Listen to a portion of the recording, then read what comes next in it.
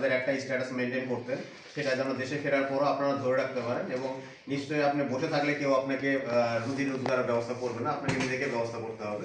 তো আশা করি তার জন্য সরকার যে সাপোর্টটা দিচ্ছে সেই সাপোর্টটার সাথে নিজেদের কিছু উদ্যোগ থাকবে। এবং এই যে ম্যানেজার সাহেব যেটা বললো যে হচ্ছে লোনের কিছু বিষয় আছে, তো লোনগুলো নিয়ে আপনারা হচ্ছে লোনটাকে কাজে লাগাতে ইনশাল্লাহ আপনারা ভালো করতে পারবেন। যেহেতু আজকে মূল অতিথি হচ্ছে আমাদের মাননীয় ডিসি স্যার, তো আমরা ডিসি স্যার কথা শুনবো। অতিরিক্ত জেলা প্রশাসক রাজস্ব মহোদয়, আমাদের মাঝে উপস্থিত আছেন উপপরিচালক মহিলা বিষয়ক অধিদপ্তর লালমনিরহাট, উপস্থিত রয়েছেন সিনিয়র ইন্সট্রাক্টর টিটিসি লালমনিরহাট এবং ব্যবস্থাপক প্রবাসী কল্যাণ ব্যাংক ডিএমও এবং শিক্ষকবৃন্দ, এবং আমাদের সামনে আপনারা যারা রয়েছেন আমাদের প্রবাস প্রত্যাগত অভিবাসী আমাদের মা বোনেরা যারা আছেন, সবাইকে আমার এই জনস কল্যাণ বোর্ড, প্রবাসী কল্যাণ ও বৈদেশিক কর্মসংস্থান মন্ত্রণালয়ের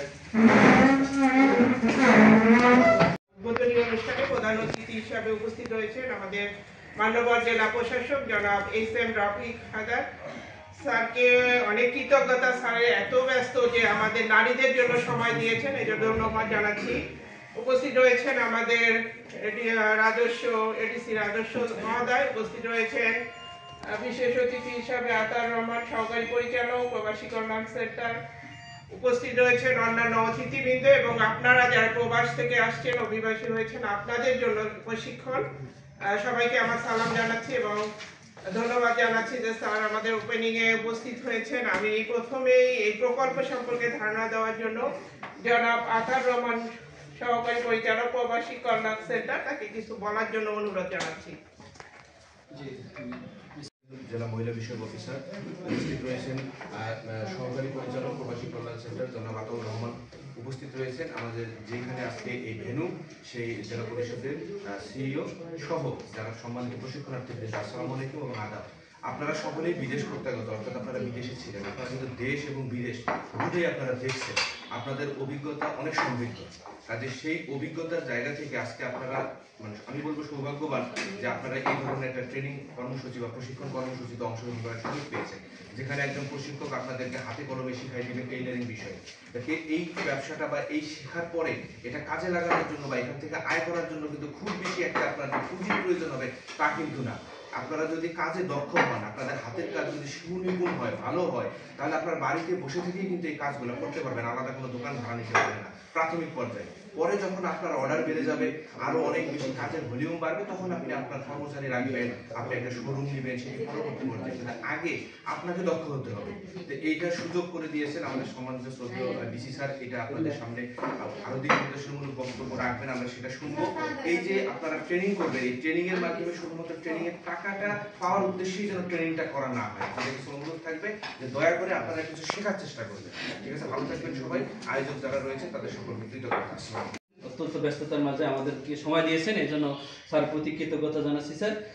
আর আজকের এই উদ্বোধনে আমাদের আসলেই খুবই ভালো লাগছে। আমরা যারা এই বিদেশ থেকে যারা স্যার ফেরত এসেছেন এবং তারা অনেক আগ্রহ নিয়ে আসছেন, তারা যে প্রশিক্ষণ নেবেন, যে সেলাই প্রশিক্ষণ, এই প্রশিক্ষণ নিয়ে তারা আত্মকর্মসংস্থান স্যার করবেন, এই জন্য স্যার ওনারা এসেছেন এবং ওদের আগ্রহে স্যার আছেন তারা প্রশিক্ষণ নিয়ে যাতে করে এই কর্মসংস্থান করতে পারে। আপনি জানেন যে স্যার প্রবাসী কল্যাণ ও বৈদেশিক কর্মসংস্থান মন্ত্রণালয়ের ওয়েজার্নাস কল্যাণ বোর্ড বিশ্ব ব্যাংকের অর্থায়নে রেস প্রজেক্টের মাধ্যমে যারা ফিরে আসে তাদের একটা ডাটাবেস তৈরি করা, এবং এখন এই অর্থ বছরে স্যার 24-25 অর্থ বছরে স্যার আমাদের এই সারা বাংলাদেশে 20,000 লোকের এই প্রশিক্ষণের আওতায় স্যার প্রশিক্ষণ কার্যক্রম চলছে স্যার। আমরা স্যার লালমনিরহাটে স্যার এই আজকে প্রথম করতেছি স্যার টেইলারিং প্রশিক্ষণ করছে স্যার। বিভিন্ন জেলায় আমাদের ড্রাইভিং এবং বিভিন্ন যারা যে নিড অনুযায়ী আমরা এই প্রশিক্ষণের আয়োজনগুলো স্যার করতেছি।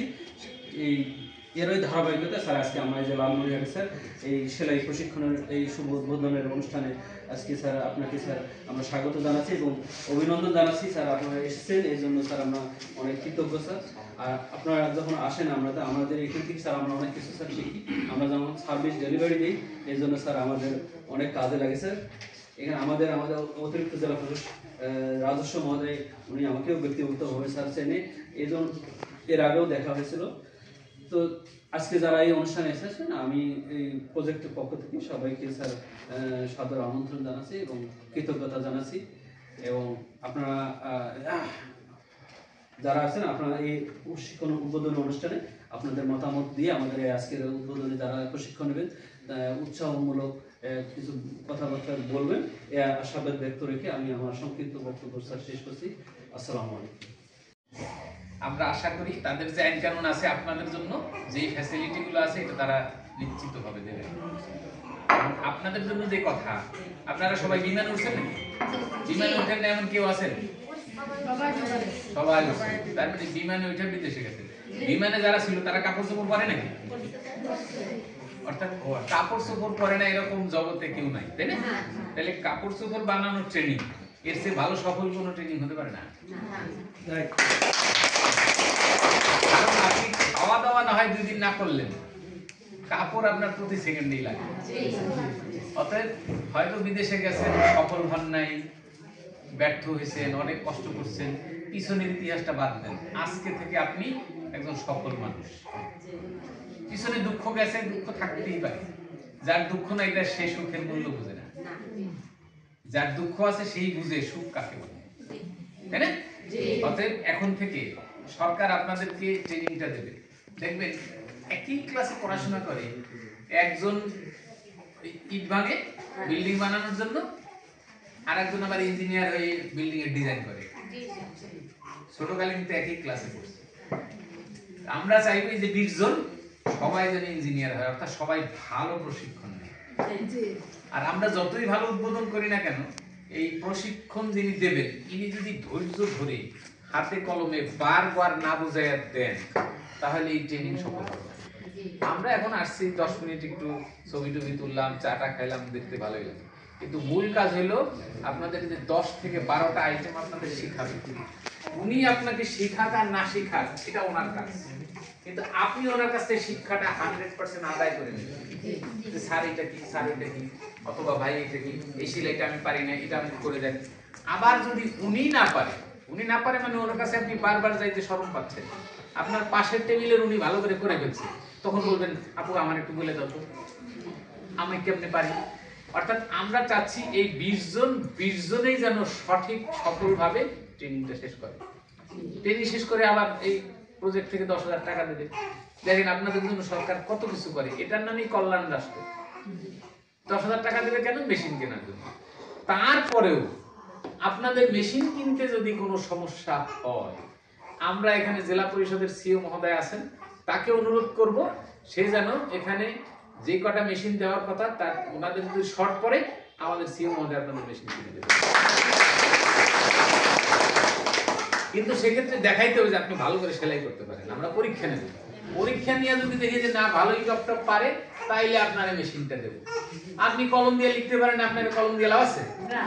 হ্যাঁ, তাহলে ওই সিও যে আপনাদের মেশিন দেবে তার আগে আমরা দেখে নেবো আপনারা সত্যিকার অর্থে সেলাই পারেন কিনা, জামা বানাতে পারেন, তাহলে আমরা নিজেরাও মেশিন দিয়ে দেবো। ঠিক আছে? এরপরে আছে দেখেন ম্যানেজারকে বক্তৃতা দিতে কেন দিলাম, ম্যানেজার চেহারাটা আপনারা চিনেন। এই ভদ্রলোক আপনাদেরকে 3 লাখ করে লোন দিতে পারে, কিন্তু লোন যে নিতে হবে এমন কোনো কথা, লোন আপনি না নিয়েও পারেন।